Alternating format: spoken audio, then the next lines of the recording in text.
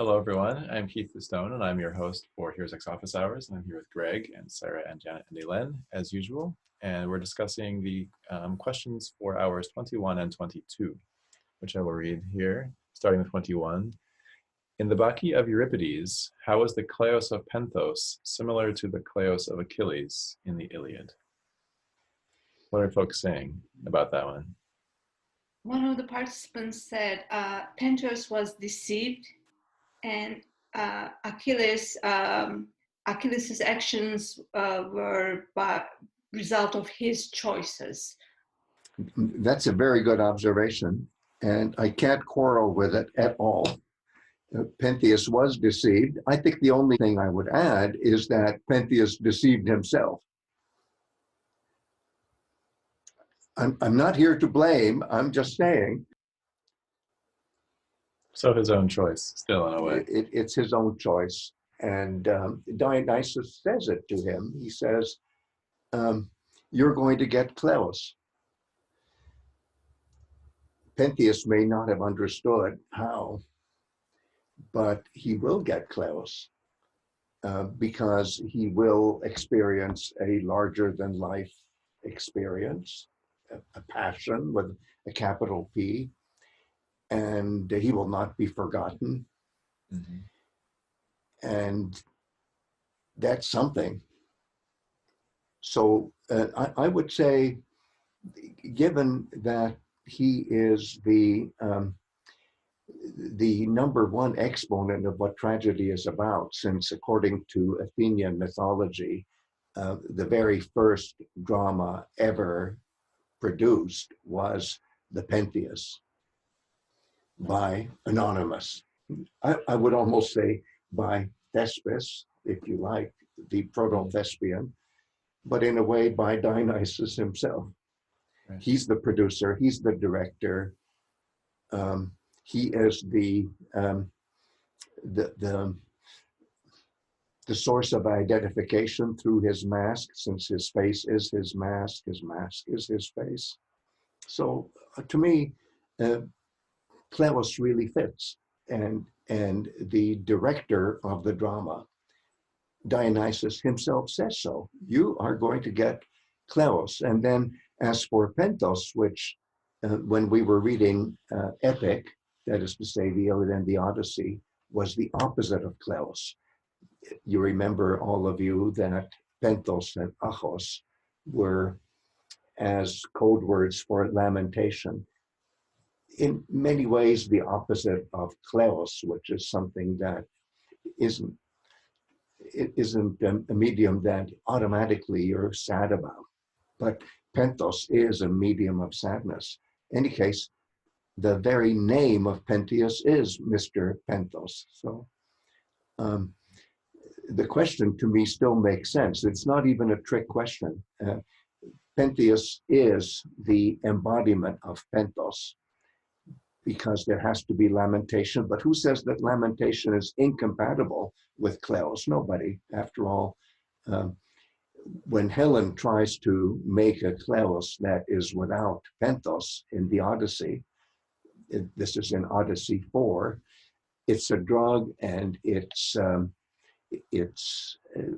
delusional. It's, remember, ne Pentheus, anti-Pentheus, because if you experience epic that way, there's no sorrow whatsoever, and that's a false epic. Mm-hmm. So for me, it all fits. Greg, you often say that we should view plot as integral to tragedy and not just character. Yes. Which is a kind of corrective to ways that we often think about tragedy. So perhaps in this case, though, it's a bit more towards the side of character with Pentheus, since he's choosing perhaps a bit more deliberately. I take your point, dear Keith. It's a very good point.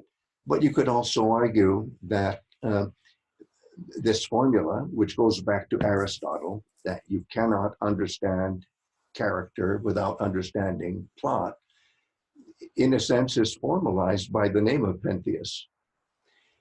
Pentheus may not understand why he's Mr. Lament, but that's what he is, and that's what he gets kleos for. And that's the tragedy. That's the tragedy. Well, anyway, the participant has, I think, opened a very interesting box, and all sorts of things are flying out of the box. One participant is mentioning another aspect. So he's stepping out of the central place of the action related to the untimeliness of the hero. Could you repeat that?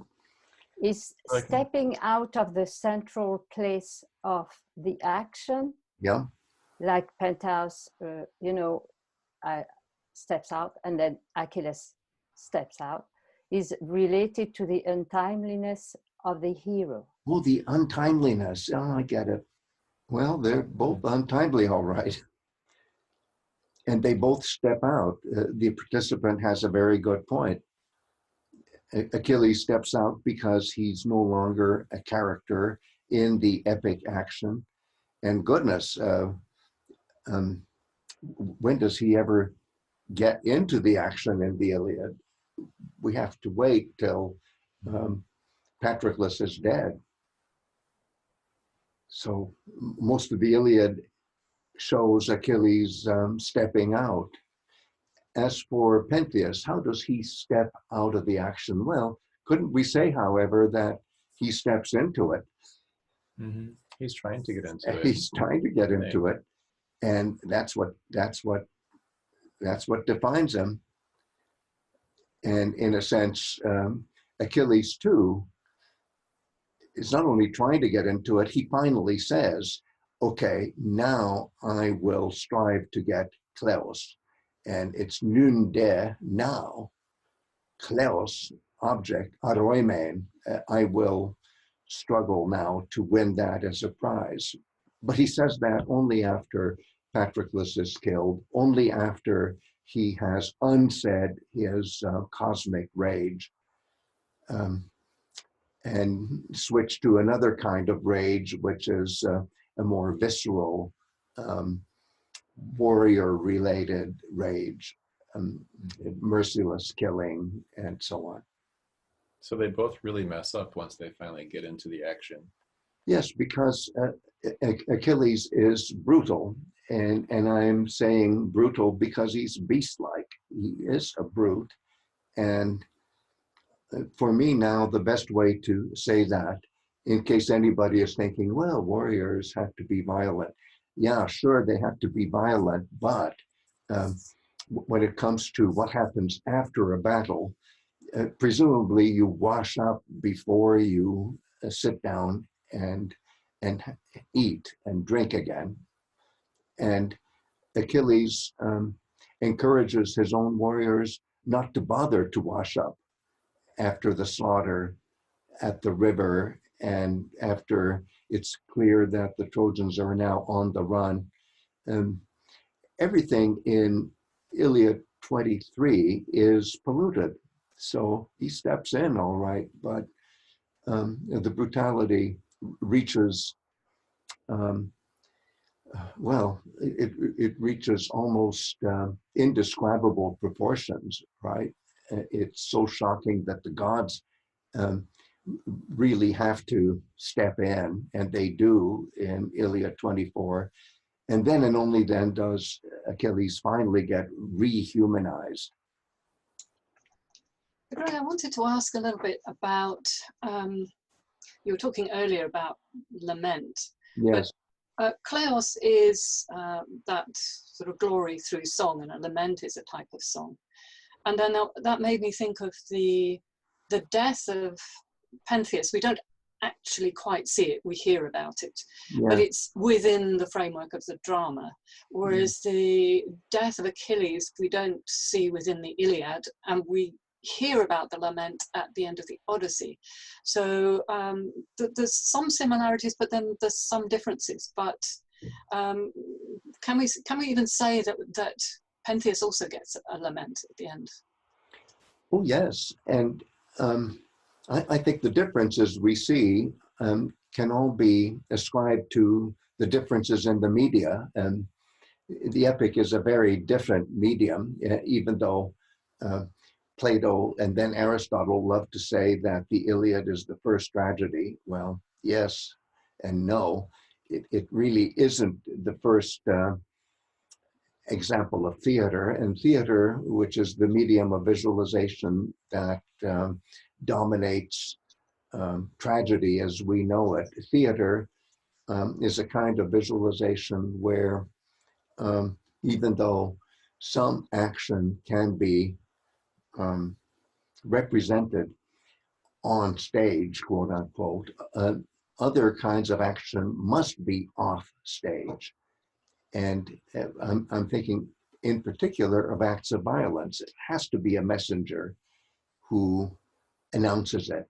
And these messenger speeches are in many ways like epic, I grant you that, but the framing structure is still so different. Theater is so different. There's no invocation of the muse, right? It's just reenactment from the get-go, from the moment that the first speaker in a drama speaks. So given that the media are so different, I still find that the way kleos and pentheus sort out is very congruent. It's something that really works, and the reason it works is that it's the same heroes, so to speak. It's just different media. And when you say that we don't get to see the death of Achilles, I grant you, but we get to see it vicariously by seeing, if you like, the death of Patroclus. And okay,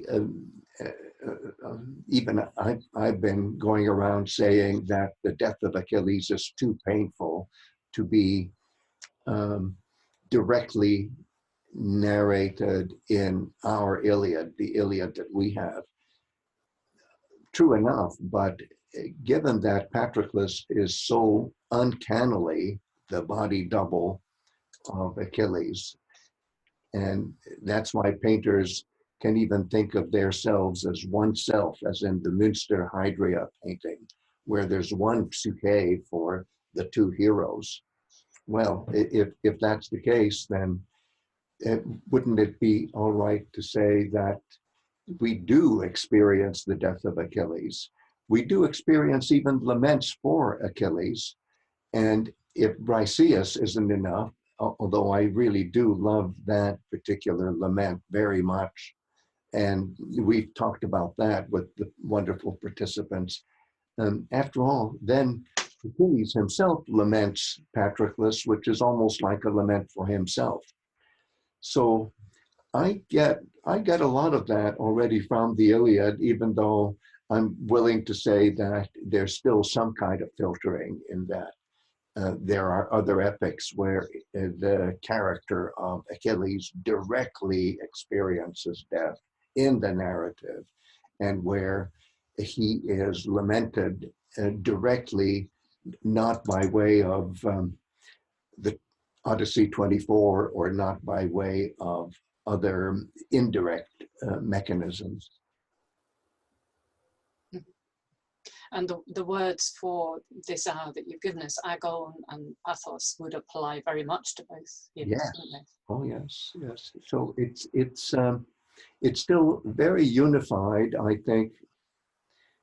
Well, how can something be very unified? It is unified if we think of what a hero is in cult as well as in narrative.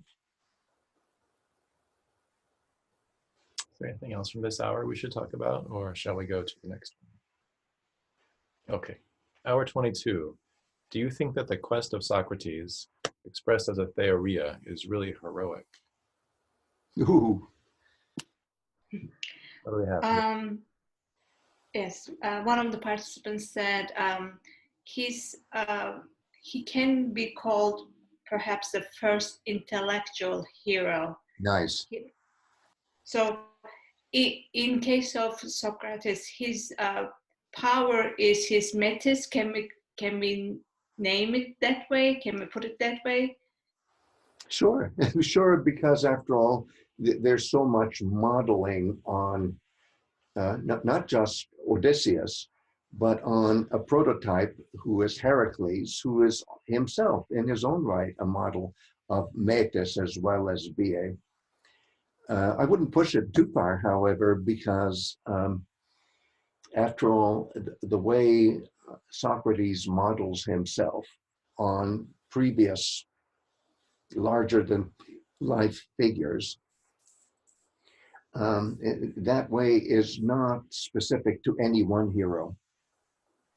It's true that he would really love to have replays of the Iliad over and over and over again by forcing Achilles to engage in dialogue with him, presumably in not the dark side of Hades per se, but if you think of Hades as including a transition into brighter sides, like private paradises for heroes like Achilles. Well, that kind of scenario where Achilles gets to be interviewed by Socrates comes very close to Socrates is identifying with the Iliad more than any other medium, perhaps, but that doesn't mean that he identifies with Achilles per se, unless you say, well, Achilles as a warrior who faces death is a model for Socrates. Then I would say, okay, because Socrates himself says, I am a citizen soldier. I have fought in the wars of my city-state. I was a hoplite, that is to say, a heavy-armed warrior citizen warrior. And I took my stand, I held my ground, and so did Achilles. So to that extent, sure, there is modeling even on an ideal warrior or an idealized warrior like Achilles. But you notice I keep hedging. Mm-hmm. Yeah, it might be then close to what one of the participants is asking. Would it be too big a difference between epic heroes and heroes like Socrates and his type of questioning? So. Oh yeah, and there is a big difference because in 399, people still had a very good idea of what a hero in the Iliad is, what a hero in the Odyssey is, and certainly Plato's Apology and Plato's Phaedo capture that common understanding. All well and good, but it's also clear that Socrates is a subversive personality, that he uses older models to create new models. And sometimes in unguarded conversation, I like to say that Plato hijacks this or that from an older system of thinking. Let's not say hijack, let's just say appropriates. That Plato appropriates, reappropriates, reshapes almost everything that has happened up until then in Greek civilization. And the fact that even theoria, which used to be simply may I say it this way, a religious term. By religion, I mean a perfect confluence of myth and ritual. Even theoria has been reappropriated into the meaning that we still inherit today, theory. And theory is a very far cry from the word theoria as we see it applied to heroes in the ancient Greek world. So Greg, can I ask a little bit about the other people he talks about seeing, the judges, because this is very pertinent to the apology and the trial. Yeah. And we talked earlier about how concepts of justice and decay come less in Homeric epic, but rather more in Hesiodic and maybe later. So is he connecting with that kind of world as well? Oh yes, and besides Hesiod, I would add Orpheus. Plato's medium reaches back not only to Homer and Hesiod, the way Herodotus does. You remember how Herodotus says in Scroll 2, if you're conversant with Homer and Hesiod, you're a civilized person. Well, for Plato, that's not enough. You have to be conversant with Orpheus and Musaeus as well, which are earlier phases of poetic traditions that do engage with ideas of afterlife. And I would say that in many ways, Plato, who's producing these amazing works of philosophy in the 4th century BCE, is in many ways more archaizing, more conservative in reaching back to all the possible ways of thinking about heroes than even Herodotus, who is decades and decades earlier, and of whom we think is even earlier because of the subject matter. But we must remember that Herodotus stems, shall we say, from the second half of the 5th century. That's not that far away from the first half of the 4th century where Plato lives. So I'm amazed at how conservative Plato can be, even though he appropriates left and right, in his ability to reach back and to conjure visions of the hero that are more appropriate to Orpheus than they are to Homer and Hesiod. And if you like, I'll add the faithful, quote unquote, scribe of Orpheus, Musaeus, about whom we hear so little in attested Greek literature. Well, thanks so much again, Greg and three. Thank you all, and thank you participants for incisive comments, really incisive comments. I'm so glad that you're sticking with us. It's been a long haul. It's quite a journey of a soul, isn't it? And it will last at least one more week. One more week. See you next time. So hang in there, everyone.